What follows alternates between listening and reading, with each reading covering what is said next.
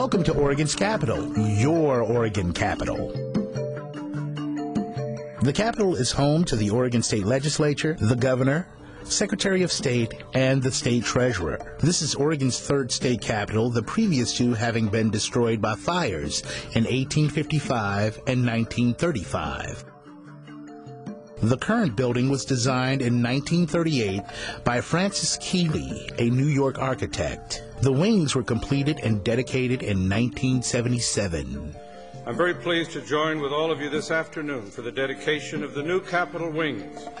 I welcome all of our many friends and distinguished guests who are able to be with us to share in this proud day. The Senate wing is named after Jason Bowe, who was the Senate President. The House wing is named after Phil Lang, who was the Speaker of the House, both during the 1977 legislative session. Welcome to the Rotunda. The four large murals that grace the walls in the Rotunda represent four events that shaped Oregon's history. They were painted by Frank Schwartz and Barry Faulkner. The first mural, located on the southeast wall, depicts Captain Robert Gray's discovery of the Columbia River in 1792. Gray, an American explorer, named the river after his ship, the Columbia Rediviva.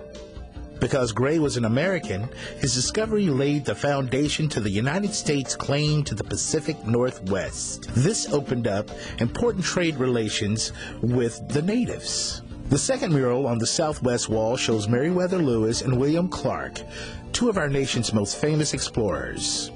Lewis and Clark were appointed by President Thomas Jefferson to lead an expedition west across the continent. The expedition, named Corps of Discovery, left St. Louis, Missouri with a contingency of experienced frontiersmen in the spring of 1804 and arrived 19 months later at the Pacific coast in 1805. The mural depicts the expedition portaging Celilo Falls near the Dalles, Oregon. The two other historical people in the mural, Sacagawea, an 18-year-old Shoshone Native American with her baby, was the only woman on the journey, and York, the first African American to come to the Pacific Northwest. The presence of Sacagawea and her baby served to allay the suspicions of the native tribes that the expedition encountered during their long journey. York was much admired by the Indians. When the expedition returned to the east, York remained behind and was the first African American to own land in Oregon Territory. The third mural on the northwest wall portrays the arrival of the first non-native women to the Oregon Territory. The women were missionaries, Eliza Spaulding and Narcissa Whitman, who came to convert natives to Christianity.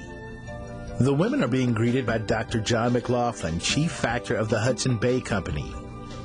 Because of his generous support of the settlers, McLaughlin is considered to be the father of Oregon. The fourth mural on the northeast wall depicts the Great Wagon Train Migration of 1843. In the 1840s and 50s, nearly 3,500 pioneers made their way west across the Oregon Trail. They came for the abundant resources of fertile soil and free land. There were 900 people in the first wagon train migration. Nearly 600 were children. In the mural, the pioneers are shown resting at the Dalles before making the arduous journey down the Columbia River.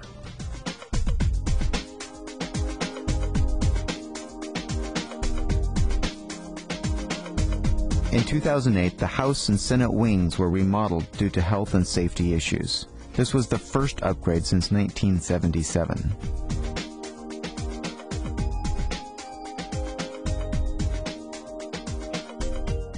The centerpiece of the Capitol Rotunda is the bronze replica of the Oregon seal sculpted by Ulrich Ullerhusen.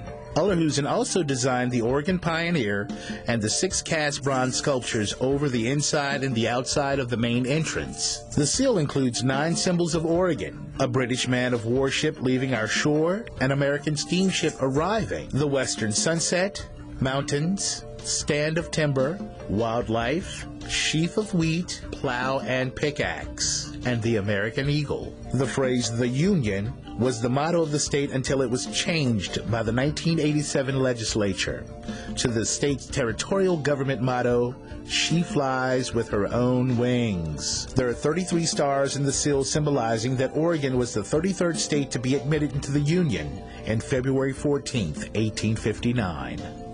The rotunda rises 106 feet from the floor to the ceiling.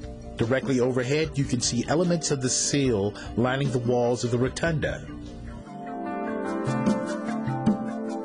The Capitol's exterior is faced with white marble from the Danby Quarry in Vermont. The walls inside the Capitol are lined with rose travertine marble from Gardner, Montana. Floors and staircases utilize large squares of Phoenix Napoleon gray marble from Carthage, Missouri, with Art Deco borders of black radial marble from Vermont.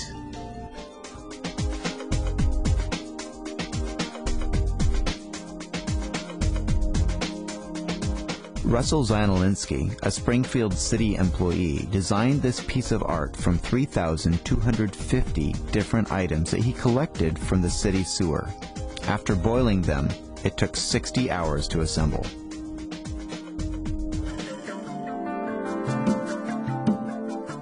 The governor's formal or ceremonial office is home to the sitting governor of Oregon. The governor's reception area table was a gift from Francis Keeley, architect of the present Capitol.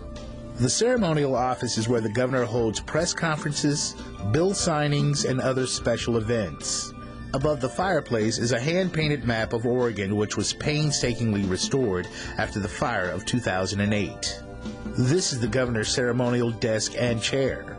Most of the furniture in the office was designed by the architect and has been in the building since 1938. With the exception of the smaller slanted top desk, the desk was used by legislators in both the House and the Senate chambers of the previous Capitol building.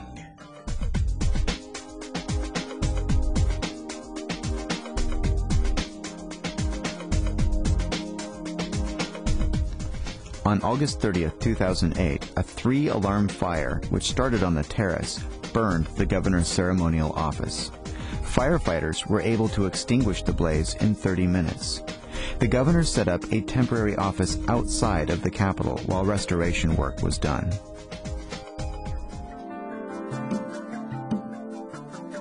Welcome to the House of Representatives. Golden oak paneling and furniture decorate Oregon's House of Representatives.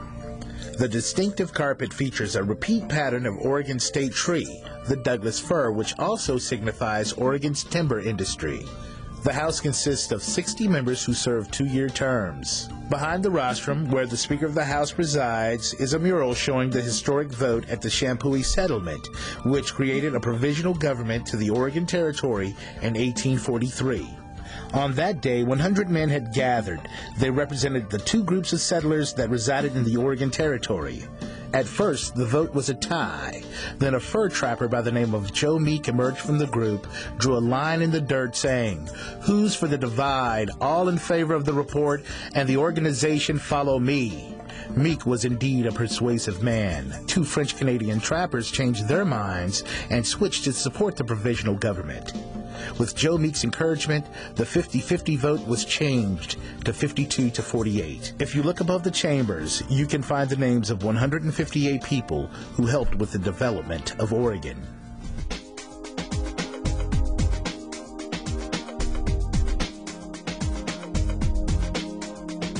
The Capitol has many volunteers who give their free time to educate, inform, and assist the public in many ways. Their broad knowledge and investment of their personal time is a priceless resource for the Oregon State Capitol and its visitors.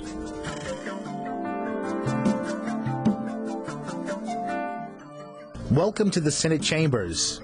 There are some striking similarities and noticeable differences between the House and the Senate chambers.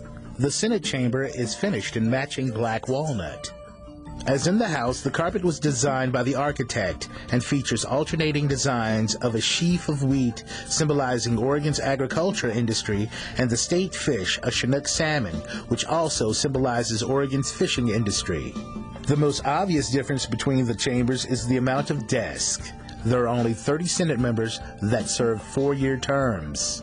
The mural behind the Senate President's podium illustrates a scene in Salem on St. Patrick's Day in 1859, when the news of Oregon's statehood finally arrived in Salem.